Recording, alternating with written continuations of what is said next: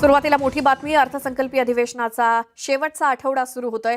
राज्यामध्ये झालेल्या अवकाळी पावसाचा फटका मराठवाड्यातल्या शेतकऱ्यांना मोठ्या प्रमाणात बसलाय. अतिवृष्टीमुळे झालेल्या नुकसानीसंदर्भात लवकरात लवकर पंचनामे करून शेतकऱ्यांना मदत करावी आणि दिलासा द्यावा अशी मागणी विरोधकांकडून होतीये. शेतकऱ्यांच्या मुद्द्यावरून विरोधक आज देखील सभागृहात गदारोळ घालण्याची शक्यता आहे. शिवाय मुंबईच्या चर्चेवर सत्ताधारी आमदारांनी अनेक गंभीर आरोप केलेत. यावर देखील नगरविकास विभागाचे प्रमुख म्हणून मुख्यमंत्री उत्तर देतील. अतिवृष्टी आणि मोठ्या प्रमाणात काही भागामध्ये गारपीट विदर्भामध्ये झाली. विदर्भातील की महाराष्ट्रातील जी पटोले आहेत त्यांनी काम बंदचा इशारा दिलेला आहे, संपाचा इशारा दिलेला आहे. आणि हे जर खरं असेल तर शासनाने त्यांच्यावर लवकरात लवकर बोलणी करायला पाहिजे, जेणेकरून शासकीय यंत्रणा संपूर्णपणे पंचनाम्याच्या कामामध्ये लागली पाहिजे. संत्रा, मोसंबी आणि बाकी पिकाचं जे विदर्भामध्ये नुकसान झालं त्याला चांगल्या पद्धतीनं राज्य शासनाच्या माध्यमातून मदत व्हावी या दृष्टीने आमचा प्रयत्न राहील. स्वतः माननीय मुख्यमंत्री आणि मुख्यमंत्र्यांना आम्ही चर्चा करून मग किती मदत करता येईल आपल्याला. NDRFच्या नामच्या बाहेर जाऊन करावंच लागेल, परंतु काही मर्यादेपर्यंत ती निश्चित करून शेतकऱ्यांना या आपत्तीमध्ये मदत मोठ्या प्रमाणात किंवा जास्तीची करावं लागेल याच्याबद्दल काही संदेह नाही. मी माननीय मुख्यमंत्री, उपमुख्यमंत्री आणि महसूल मंत्र्यांना विनंती केली आहे की महाराष्ट्रातले, विदर्भातले, नागपूरमधले जे अवकाळी पावसामुळे नुकसान झालं तातडीने नुकसान भरपाई देण्याकरता पंचनामे करणे याचे आदेश द्यावे. सरकारने आदेश दिले आहे आणि नक्कीच खूप मोठ्या प्रमाणावर जो नुकसान झालं तर शेतकऱ्याला त्याचा लाभ मिळेल, शेतकऱ्याची नुकसान भरपाई लवकर मिळेल अशी अपेक्षा मी व्यक्त करतो आहे. तर आठवड्याभरापासून राज्यातलं वातावरण काही बदलण्याचं नाव घेत नाही आणि सातत्यानं सुरू असलेला अवकाळी पाऊस, त्यातच गारपिटीची भर, यामुळे शेतकरी राज्य उद्ध्वस्त झालाय. हातातोंडाशी आलेला घास या पावसानं हिरावून घेतल्यामुळे शेतकऱ्यांपुढील संकटामध्ये भरच पडतेय. सलग 6व्या दिवशी अवकाळी पावसानं हजेरी लावल्यामुळे कांदा, गहू, मका, बाजरी, ज्वारी, भाजीपाला, संत्राबाग आणि फळबागांचं नुकसान झालंय अतोनात. गारपिटीनं अनेक भागांना झोडपल्यामुळे रबी पिकांचं नुकसान झालंय. तर कोकण किनारपट्टी भागात सुद्धा ढगाळ वातावरणामुळे आंबा बागायतदारांची चिंता वाढली आहे.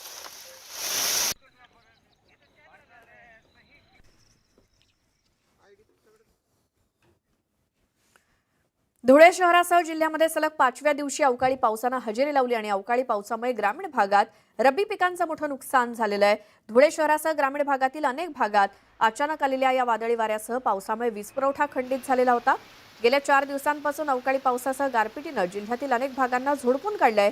बुलढाणा जिल्ह्यामध्ये सुद्धा सलग 3ऱ्या दिवशी विजांच्या कडकडाटासह अवकाळी पावसानं हजेरी लावली आहे. तर सलग 2 दिवस गारपीट सुद्धा झाले, त्यामुळे शेतकऱ्यांच्या पिकांचं प्रचंड प्रमाणात नुकसान झालंय.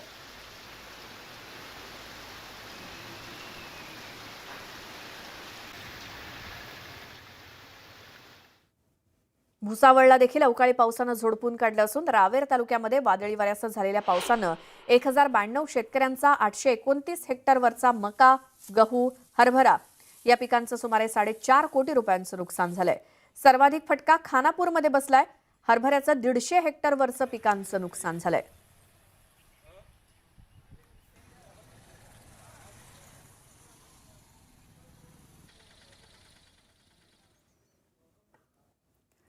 नागपूरला देखील अवकाळी पावसानं आणि गारपिटीनं झोडपून काढलं आणि या गारपीट आणि अवकाळीमुळे शेतकऱ्यांचं नुकसान तर झालेलंच आहे. नागपूरच्या पेंच परिसर आणि आजूबाजूला तुफान गारपीट झाली आणि त्यामुळे जंगल परिसरात गारांचा अक्षरशः खच पडलाय. हे सगळी दृश्य पाहून आपण काश्मीर किंवा हिमालयामध्ये आल्याचा भास होतोय. जिकडे तिकडे बर्फ पडलेला असावा असं दृश्य दिसतंय. मात्र हे काश्मीर नव्हे किंवा हिमालय नव्हे, तर हे आहे नागपूर.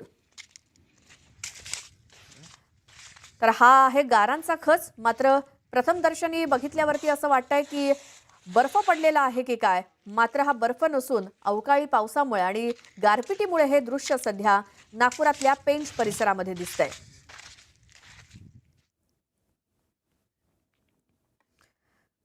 अमरावती जिल्ह्यातील चिखलदरा इथे सुद्धा गारपिटीसह अवकाळी पावसानं हजेरी लावली आणि जवळपास 2 तासांपेक्षा अधिक काळ इकडे गारपिटीसह पाऊस झाला.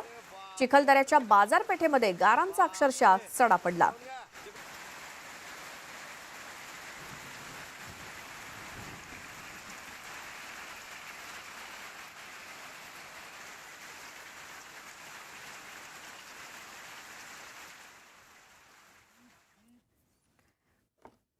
वाळूच्या अवैध उत्खननाला प्रतिबंधासाठी राज्य सरकार मोठा निर्णय घेण्याच्या तयारीत आहे.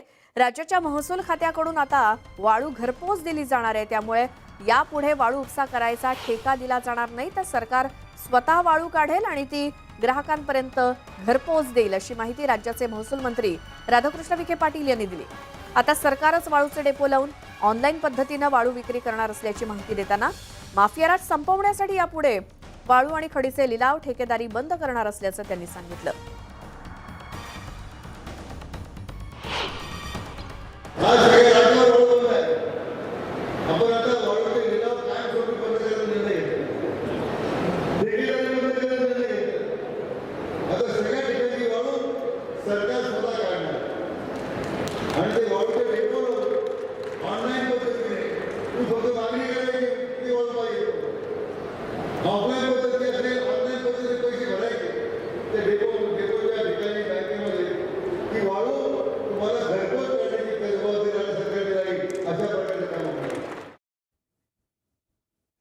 जुनी पेन्शन योजना लागू करण्याबरोबरच विविध मागण्यांसाठी पुकारलेला संप 7व्या दिवशी सुद्धा सुरूच आहे.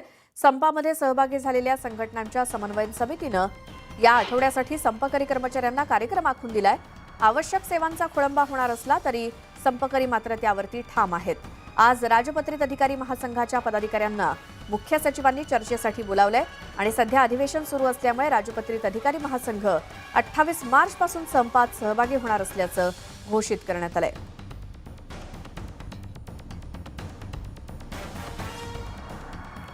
त्यानंतर मुंबईत एक मोठी बातमी आहे. शिवसैनिकांनी भाजपच्या कार्यकर्त्याला मारहाण केली आहे. दहिसर पूर्व परिसरातली घटना आहे. बॅनर लावण्यावरून शिवसेना भाजपमध्ये वाद झाला आणि या मारहाणीमध्ये भाजपचा कार्यकर्ता गंभीर जखमी झालाय. पोलिसांनी 2 शिवसैनिकांना अटक केली आहे. दहिसर पूर्व या ठिकाणी बॅनर लावण्यावरून झालेला वाद आणि या सीसीटीव्ही दृश्यामध्ये शिवसैनिकांनी भाजपच्या कार्यकर्त्याला मारहाण करत असल्याचं दिसतंय. दहिसर पूर्व या परिसरामध्ये बॅनर लावण्यावरून शिवसेना भाजपमध्ये वाद झाला. या मारहाणीमध्ये भाजपचा कार्यकर्ता गंभीर जखमी झालाय, तर पोलिसांनी या प्रकरणी 2 शिवसैनिकांना अटक केली आहे.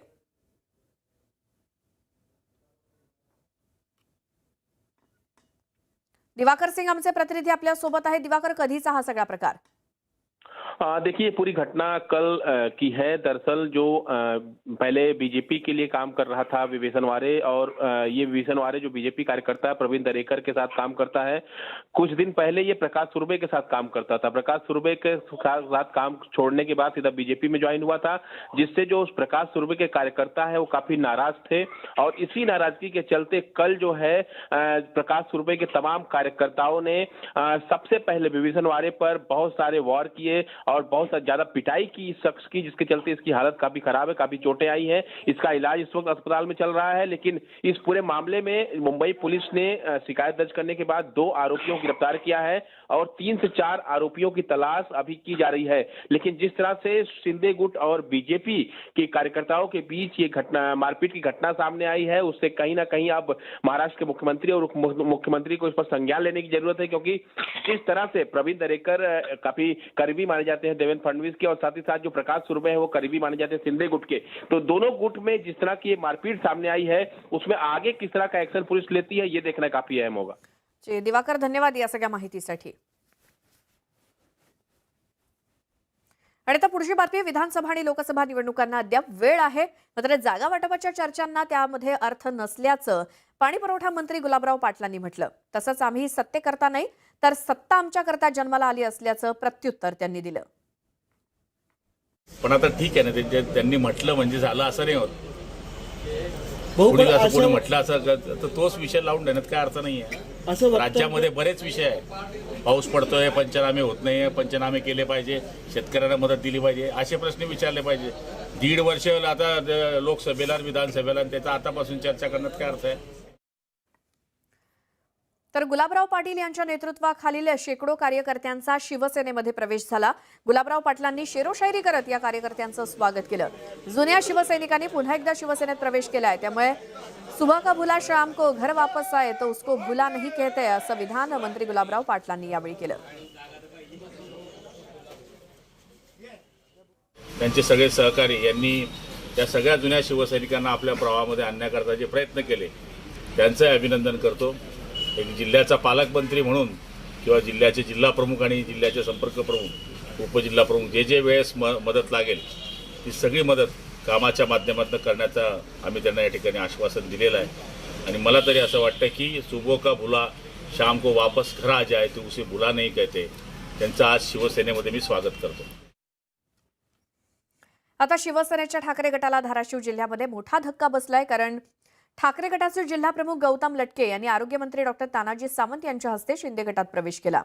सावंत यांनी बंडखोरी केल्यानंतर सावंत यांची सोडत लटके यांनी ठाकरे गटात राहणं पसंत केलं होतं. मात्र लटके यांनी सावंत यांचे नेतृत्व लटके यांना मान्य करत त्यांनी सावंत यांच्या उपस्थितीत काल पुण्यामध्ये प्रवेश केला.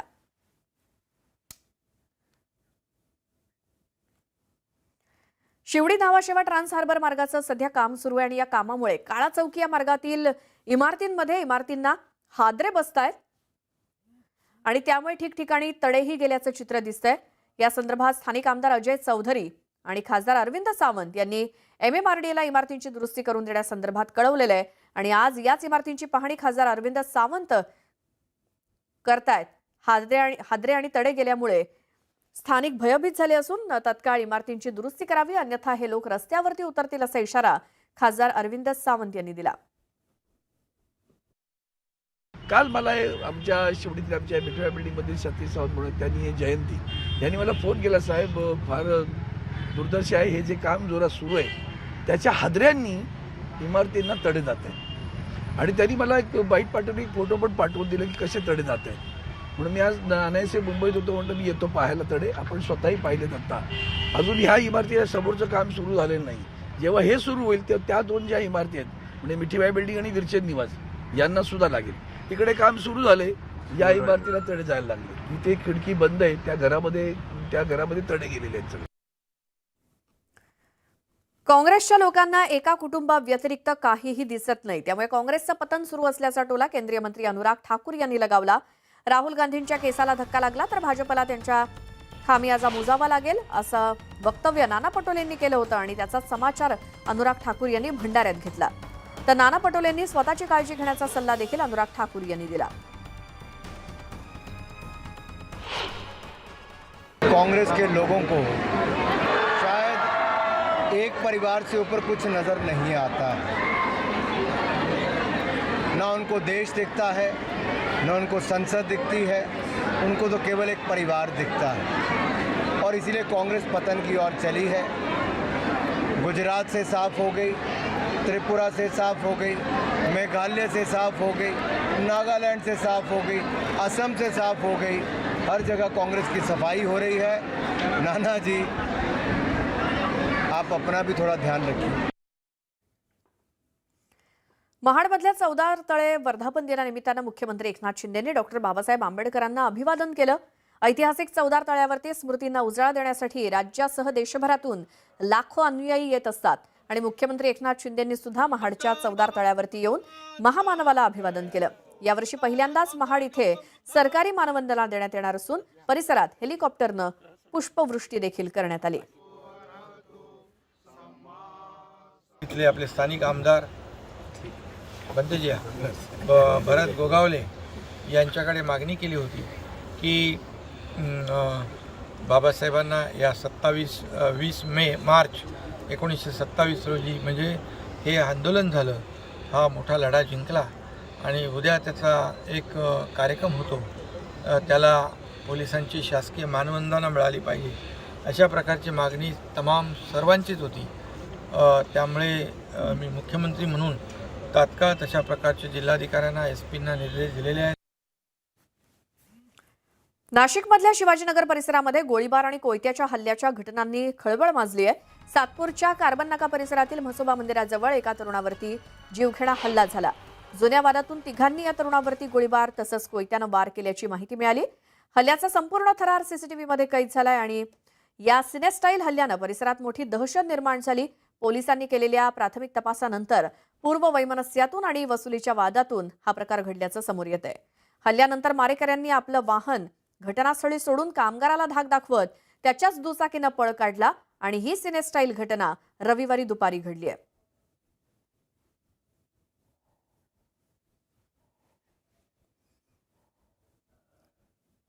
छत्रपती संभाजीनगरमधील वैजापुरामध्ये किरकोळ कारणावरून राडा झाला आणि एका जमावानं लॉज मालक आणि त्याच्या मुलाला जबर मारहाण केली. या जखमींवरती खासगी रुग्णालयात उपचार सुरू आहेत. आरोपींनी लोखंडी रॉडनं हल्ला केल्याचं सीसीटीव्हीत स्पष्ट दिसलंय. या प्रकरणी पोलिसांनी तौसिफ शेख, सय्यद कादीर आणि जमील शेख या तिघांना अटक केली असून अधिक चौकशी सुरू आहे. ब्रेकनंतर स्वागत आणि एक धक्कादायक बातमी आहे. माळशेज घाटात परिसरामध्ये खुबीजवळ ट्रेकिंगसाठी आलेल्या नाशिकच्या एका पर्यटकाचा 350 फूट खोल दरीमध्ये कोसळून मृत्यू झाला. तर वाट चुकलेल्या इतर 14 पर्यटकांना रेस्क्यू टीमनं सुरक्षित बाहेर काढलं. सर्व पर्यटक नाशिक इथून माळशेज परिसरामध्ये पर्यटनासाठी आले होते.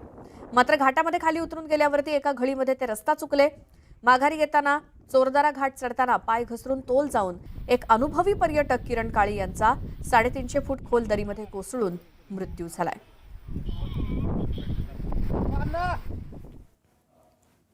रिलायन्स इंडस्ट्रीजच्या मालकीच्या मुंबई इंडियन्स लिमिटेडनं आपल्या 5व्या क्रिकेट फ्रँचायझीची घोषणा केली आहे.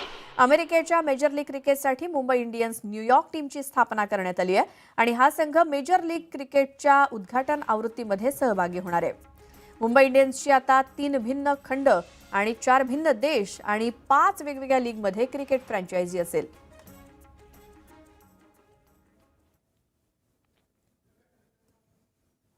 आणि आता एक सविस्तर बातमी पाहूयात. अर्थसंकल्पीय अधिवेशनाचा शेवटचा आठवडा सुरू होतोय. राज्यामध्ये झालेल्या अवकाळी पावसाचा फटका मराठवाड्यातल्या शेतकऱ्यांना मोठ्या प्रमाणात बसलाय. अतिवृष्टीमुळे झालेल्या नुकसानीसंदर्भात लवकरात लवकर पंचनामे करून शेतकऱ्यांना मदत करावी आणि दिलासा द्यावा अशी मागणी विरोधकांकडून होतीये. शेतकऱ्यांच्या मुद्द्यावरून विरोधक आज देखील गदारोळ करण्याची शक्यता आहे. शिवाय मुंबईच्या चर्चेवरती सत्ताधारी आमदारांनी अनेक गंभीर आरोप केलेत. यावरती देखील नगरविकास विभागाचे प्रमुख म्हणून मुख्यमंत्री उत्तर देतील.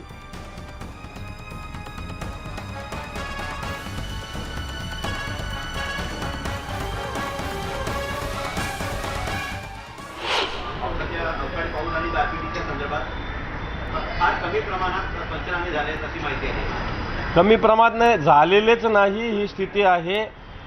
पंचनामे कमी प्रमाणात नाही, एकही पंचनामा झालेला नाही. काही ठिकाणी पंचनामे करायला सांगितले, काही ठिकाणी तहसीलदार SDM म्हणतात की 33% नुकसान नाही आहे.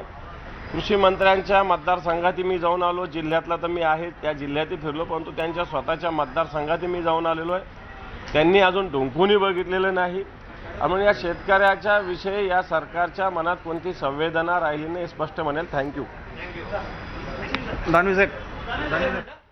अतिवृष्टी आणि मोठ्या प्रमाणात काही भागामध्ये गारपीट विदर्भामध्ये झाली.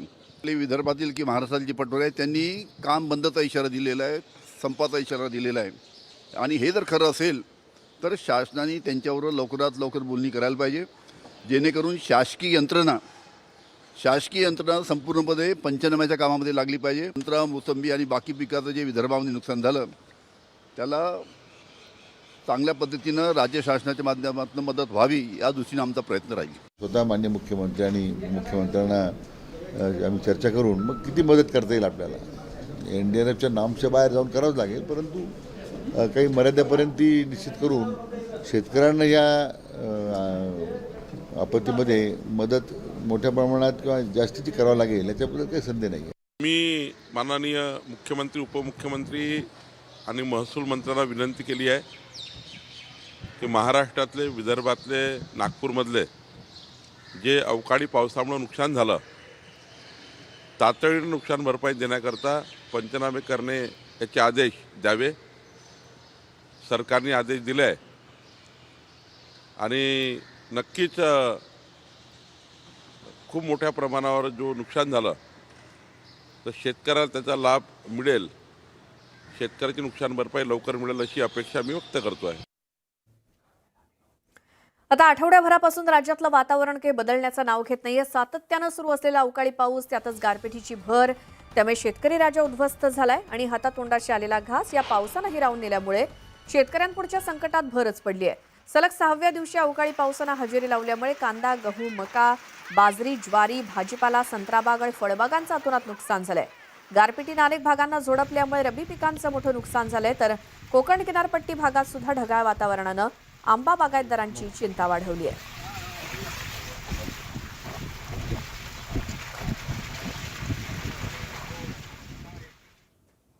तर अवकाळी आणि गारपिटीमुळे नुकसान झालेल्या शेतकऱ्यांना एनडीआरएफच्या नियमाबाहेर जाऊन मदत करू असं आश्वासन महसूल मंत्री राधाकृष्ण विखे पाटील यांनी दिलं. सोलापूर जिल्ह्यातील 3,500 हेक्टरवरील पिकांचं नुकसान झालं आणि या नुकसानीचे पंचनामे करण्याच्या सूचना दिल्या आहेत अशी माहिती त्यांनी दिली. स्वतः माननीय मुख्यमंत्री आणि मुख्यमंत्र्यांना आम्ही चर्चा करून मग किती मदत करता येईल आपल्याला. एनडीआरएफच्या नामच्या बाहेर जाऊन करावंच लागेल, परंतु काही मर्यादेपर्यंत ती निश्चित करून शेतकऱ्यांना या आपत्तीमध्ये मदत मोठ्या प्रमाणात किंवा जास्तीची करावं लागेल याच्याबद्दल काही संदेह नाही. जुनी पेन्शन योजना लागू करण्याबरोबरच विविध मागण्यांसाठी पुकारलेला संप 7व्या दिवशी देखील सुरूच आहे. संपात सहभागी झालेल्या संघटनांच्या समन्वयन समितीनं या आठवड्यासाठी संपकरी कर्मचाऱ्यांना कार्यक्रम आखून दिलाय. आवश्यक सेवांचा खोळंबा होणार असला तरी संपकरी ठाम आहेत. आज राजपत्रित अधिकारी महासंघाच्या पदाधिकाऱ्यांना मुख्य सचिवांनी चर्चेसाठी बोलावलंय. सध्या अधिवेशन सुरू असल्यामुळे राजपत्रित अधिकारी महासंघ 28 मार्चपासून संपामध्ये सहभागी होणार असल्याचं घोषित केलं गेलंय.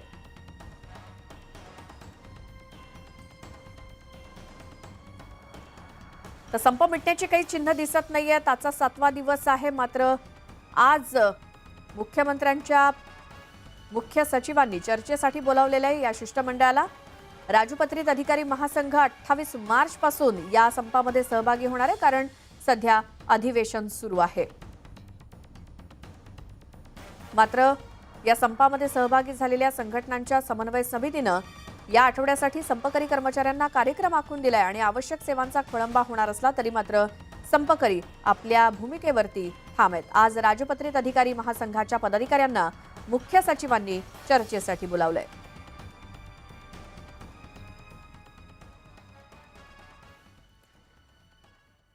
तर विधिमंडळाचं अर्थसंकल्पीय अधिवेशन सुरू आहे आणि त्याचा शेवटचा आठवडा सुरू झालेला आहे. तर जे काही सगळे मुद्दे उरलेले आहेत ते आज विधानभवनामध्ये या सभागृहामध्ये कामकाजादरम्यान मांडले जातील. तर याच कामकाजादरम्यानचा संदर्भातला आढावा आपण घेऊयात. आमचे प्रतिनिधी उदय जाधव आपल्या सोबत जोडले गेलेत. उदय, आता या अधिवेशनाच्या शेवटच्या आठवड्यामध्ये आजच्या पहिल्या दिवसापासून कोणकोणते मुद्दे सभागृहामध्ये चर्चेला असतील? उदय जाधव यांचा संपर्क तुटलेला आहे. मात्र अवकाळीमुळे शेतकऱ्यांना तातडीनं मदत मिळाली पाहिजे हाच मुद्दा सध्या विरोधकांकडून लावून धरला जातोय आणि त्यामुळे सरकारची कसोटी लागणार आहे आणि याच मुद्द्यावरून विरोधक सरकारला घेरण्याची शक्यता आहे. लवकरात लवकर पंचनामे व्हावेत, लवकरात लवकर शेतकऱ्यांना मदत मिळावी अशी मागणी विरोधकांची आहे. पुन्हा जाऊयात, उदय जाधव आमचे प्रतिनिधी आपल्या सोबत आहेत. उदय, अर्थसंकल्पीय अधिवेशनाच्या शेवटच्या आठवड्यामध्ये आजपासून कोणकोणते मुद्दे येऊ शकतात?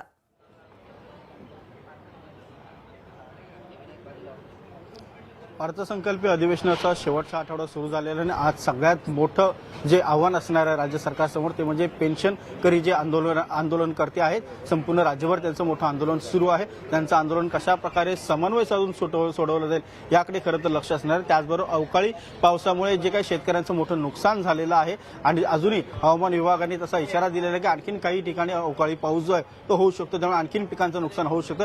या सगळ्या नुकसानग्रस्त शेतकऱ्यांना कशी नुकसान भरपाई द्यायची आणि त्याचबरोबर त्यांचे पंचनामे जे आहेत रखडलेले आहेत, कारण जे पंचनामे करणारे अधिकारी आहेत तेच पेन्शन आंदोलनामुळे संपावरती गेलेले आहेत. त्यामुळे एकीकडे नुकसानग्रस्त शेतकरी आहे त्यांचं पंचनामे वेळेवरती होत नाहीत, कारण आंदोलन सुरू आहे आणि त्यामुळे पंचनामे त्यांच्या वेळेवरती कसे करायचे हे एक मोठं आव्हान असणार. त्यामुळे राज्य सरकारची डोकेदुखी जी आहे ती वाढलेली आहे. आंदोलन लवकरात लवकर जे आहे ते मागे घेतलं पाहिजे किंवा मिटवलं पाहिजे, त्यातून समन्वयाने मार्ग काढला पाहिजे आणि त्याचबरोबर नुकसानग्रस्त जे शेतकरी आहेत त्यांना तात्काळ जी आहे नुकसान भरपाई ती देणं अत्यंत आवश्यक आहे. त्यासाठी आता राज्य सरकार काय उपाययोजना करते हे पाहावं लागणार आहे. राज्य विधान परिषद जी आहे ती सुरू झालेली आहे. विधान परिषदेमध्ये अवकाळी पावसावरती खास करून प्रामुख्याने चर्चा सुरू झालेली आहे. थोड्याच वेळापूर्वी विरोधी पक्षनेते विधान परिषदेचे अंबादास दानवे यांनी अवकाळी पावसामुळे जे नुकसानग्रस्त शेतकरी त्यांना तात्काळ पंचनामे करून त्यांना नुकसान भरपाई देणं जे आहे ते अत्यंत महत्त्वाचं आहे आणि त्याचबरोबर त्यांना तात्काळ मदत जी आहे कुठलेही पंचनामे करण्या अगोदर ती देणं देखील तितकंच महत्त्वाचं आहे, जेणेकरून त्यांची पुढचे पिकांची तजवीज जी आहे ते करण्यासाठी त्यांना थोडाफार आधार मिळेल. या दृष्टिकोनातून त्यांना तात्काळ मदत जी आहे ती मिळणं अत्यंत महत्त्वाचं आहे. मात्र पेन्शनमुळे जे आहे 2005 नंतर जे कर्मचारी आहेत त्यांनी पेन्शन आंदोलन जे आहे ते सुरू केलेलं आहे. त्यामुळे पेन्शन आंदोलनामुळे हे पंचनामे जे आहेत ते देखील रखडलेले आहेत आणि या आंदोलनाचे जे कार्यकर्ते ते अधिक आक्रमक होताना आपल्याला पाहायला मिळत आहेत आणि त्यांचं आंदोलन जे आहे ते कशा प्रकारे मागे घेतलं जाईल किंवा त्यातून कसा मार्ग किंवा तोडगा काढला जाईल याकडे आता खरं तर सर्वांचं लक्ष लागलं आहे. उदय, धन्यवाद सगळ्या माहितीसाठी. आता थेट जाऊयात बाळासाहेब थोरात बोलतायत तिथे. हे पाहण्यास तयार नाही आणि म्हणून माननीय मुख्यमंत्र्यांना मी सांगेल की निव्वळ घोषणा आम्ही शेतकऱ्याचे आहोत, शेतकऱ्याचं सरकार आहे, शेतकऱ्याच्या पाठीशी भक्कम उभे राहणार. या घोषणांनी शेतकऱ्याचं काही कल्याण होणार नाही. तुम्ही मदत करणार आहात ती लवकर मिळाली पाहिजे, पंचनामे झाले पाहिजे आणि मदत अशी असली पाहिजे की कमीत कमी त्याचं कर्ज जे शेती करण्याकरता घेतलेलं कर्ज आहे ते संपलं पाहिजे आणि पुन्हा एकदा त्याला शेतीची उभारणी करण्याकरता म्हणून जे आवश्यक आहे तितकं निधी त्याच्याजवळ असला पाहिजे, पैसा त्याच्याजवळ असला पाहिजे याची त्यांनी काळजी घ्यावी. यापेक्षा इतकी माफक अपेक्षा आम्ही करतो आहोत पण पंचनामे जिथं नाही, घोषणांचा सुकाळ आणि कार्यवाहीचा दुष्काळ अशी परिस्थिती दुर्दैवानं राज्यामध्ये झालेली आहे. शेतकरी अर्थमंत्र्यांच्या बाजूला जे शाळेमध्ये 8वी पर्यंतचे मुलं आहेत त्यांना जी शाळेमध्ये खिचडी मिळते ती देखील मिळत नाही असा एक माहिती समोर आलेली आहे. तांदूळ जो आहे तो संपलेला त्याच्यामुळे नाही, खरं आहे की शालेय पोषण आहारामध्ये सुद्धा खूपच गोंधळाची अवस्था आहे असं समजतंय. एक तर चांगल्या पद्धतीनं जे तांदूळ हे आलं पाहिजे ते येत नाही, आला तरी तो निकृष्ट असतो आणि त्यामुळं जो गरीब मुलगा आहे, विशेषतः आता जिल्हा परिषदची शाळा ज्या आहेत त्या गरीब मुलांच्या झाल्यात, बड्यांचे मुलं इंग्रजी शाळेला जायला सुरुवात झाली. या गरिबांच्या मुलांना दुपारचं शालेय पोषण आहार सुद्धा व्यवस्थित मिळत नाही, ही दुर्दैवाची अवस्था राज्यामध्ये झालेली आहे. आता तर पूर्णपणे शिदाच आला नाही ही अवस्था आहे. मुख्यमंत्र्यांची खेळमध्ये जाहीर मोठी सभा झाली त्यामुळे शेतकरी अडचणीत असताना राजकीय व मुख्यमंत्र्यांच्या अशा सभा होत्या. त्यांची सभा झाली, सभा करण्याबद्दल काही नाही, पण जर शेतकऱ्याच्या शेतापर्यंत ते एखाद्या ठिकाणी जाऊन पोहोचले असते तिची परिस्थिती त्यांनी पाहिली असती की काय अवस्था त्याची आहे, किती कठीण परिस्थितीतून जातो हे जर त्यांनी पाहिलं असतं तर आम्हाला जास्त आनंद झाला असता. काफी नुकसान हुआ है ओले गिरने से और सरकार गंभीर है कि नहीं? ओले गिरने से तो बहुत नुकसान किसानों का हुआ है. पहले ही किसान जो था वो कठिन परिस्थिति में था, आज और कठिन परिस्थिति उनकी बन गई.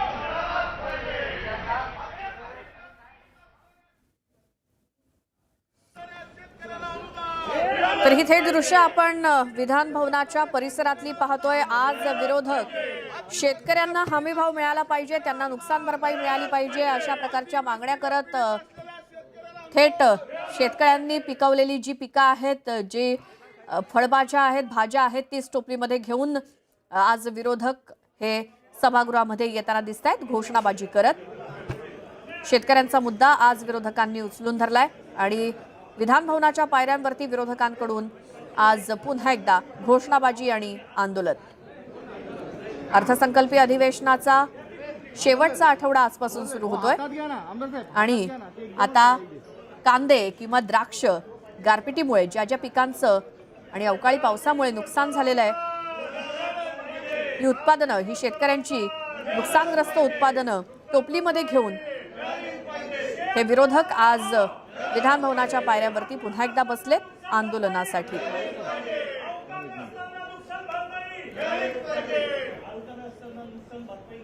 शेतकऱ्यांना नुकसान भरपाई मिळाली पाहिजे अशा घोषणा ते देत आहेत.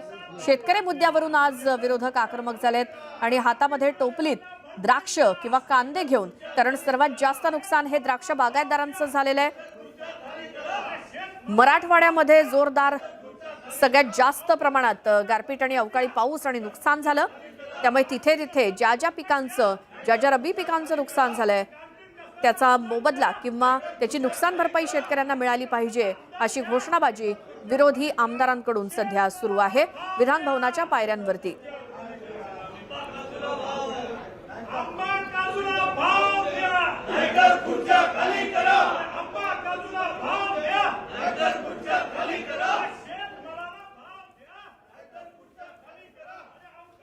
अवकाळी आणि गारपिटीमुळे शेतकऱ्यांचं झालेलं नुकसान आणि या शेतकऱ्यांना तत्काळ पंचनामे करून नुकसान भरपाई द्या अशी मागणी विरोधी पक्षातले आमदार करतायत. त्याचबरोबर आंबा आणि काजूला देखील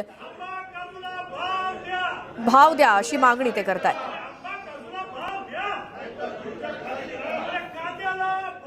तर आता बातमी आहे, विधानसभा आणि लोकसभा निवडणुकींना अद्याप वेळ असून जागा वाटपाच्या चर्चांना अर्थ नसल्याचं पाणीपुरवठा मंत्री गुलाबराव पाटलांनी म्हटलंय. तसंच आम्ही सत्तेसाठी नाही तर सत्ता आमच्यासाठी जन्माला आली असल्याचं सुद्धा त्यांनी प्रत्युत्तर दिलंय. पण आता ठीक आहे ना, ते त्यांनी म्हटलं म्हणजे झालं असं नाही होत. कोणी असं कोणी म्हटलं असं तर तोच विषय लावून देण्यात काय अर्थ नाही आहे. राज्यामध्ये बरेच विषय आहे. पाऊस पडतोय, पंचनामे होत नाही, पंचनामे केले पाहिजे, शेतकऱ्यांना मदत दिली पाहिजे, असे प्रश्न विचारले पाहिजे. 1.5 वर्ष आता लोकसभेला विधानसभेला त्याचा आतापासून चर्चा करण्यात काय अर्थ आहे. तर संसदेच्या अर्थसंकल्पीय अधिवेशनामध्ये विरोधक आक्रमक झालेले असून अदानी समूह कथित घोटाळा प्रकरणी विरोधकांकडून संसदीय समिती स्थापन करण्याची मागणी करण्यात येणार आहे. या निमित्तानं आज विरोधी पक्षांची एक महत्त्वाची बैठक देखील होतीये आणि बैठकीमध्ये महत्त्वाच्या मुद्द्यांवर चर्चा होणार असून मल्लिकार्जुन खरगेंसह विरोधी पक्षातील महत्त्वाचे नेते बैठकीला उपस्थित राहणार आहेत. अधिवेशनाच्या पार्श्वभूमीवर या चर्चेचं आयोजन करण्यात आलेलं आहे. दिल्लीमध्ये विरोधकांची खलबत सुरू असून अदानी प्रकरणावरून आज सभागृहामध्ये पुन्हा एकदा गदारोळ होण्याची शक्यता आहे. तर विरोधी पक्षातील नेत्यांची एक महत्त्वपूर्ण बैठक आज आयोजित करण्यात आलेली आहे.